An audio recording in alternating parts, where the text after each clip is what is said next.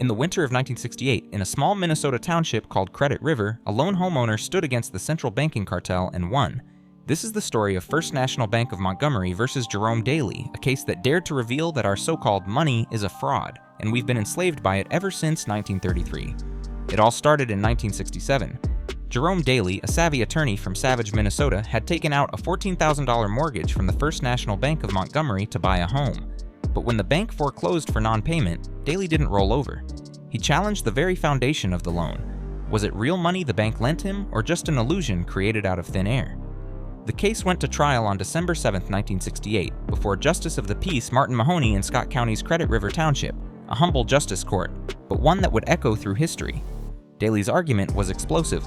Under the U.S. Constitution's Article 1, Section 10, no state shall emit bills of credit or make anything but gold and silver coin a tender in payment of debts. The Federal Reserve notes which the bank loaned him weren't backed by gold or silver, they were fiat, created via bookkeeping entries when the bank credited his account. Daly called the bank's president, Lawrence Morgan, to the stand. Under oath, Morgan admitted, the bank didn't transfer any actual money from its vaults.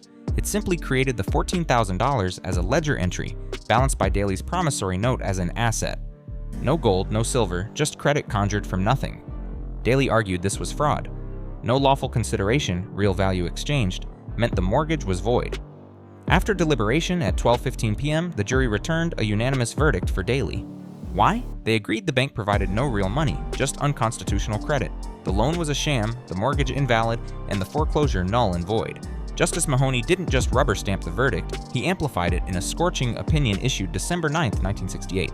A former prosecutor and World War II veteran, Mahoney was no radical, he was a guardian of the law. The credit first came into existence when they created it, he wrote, calling it sleight of hand that turns debt into currency. He later aptly noted that only God can create something of value from nothing. He referenced historical precedents, like the prohibition on states issuing paper money, and slammed the Fed as a money trust monopolizing credit. By agreeing with the jury, Mahoney exposed the Fed's core illegitimacy. It's a private cartel, unconstitutionally delegated Congress's power to coin money, turning America into a debtor nation beholden to bankers. Tragically, Justice Mahoney died mysteriously just 6 months later on August 22, 1969, in a boating accident, some say poisoned, with autopsy reports showing arsenic levels. Several jury members met untimely ends as well, heart attacks, accidents, whispers of foul play to silence the truth, but their legacy endures. They died for this revelation. Now honor them.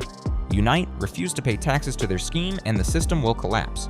Search Burn the Corporate Fiction on YouTube, Facebook, Rumble, and X.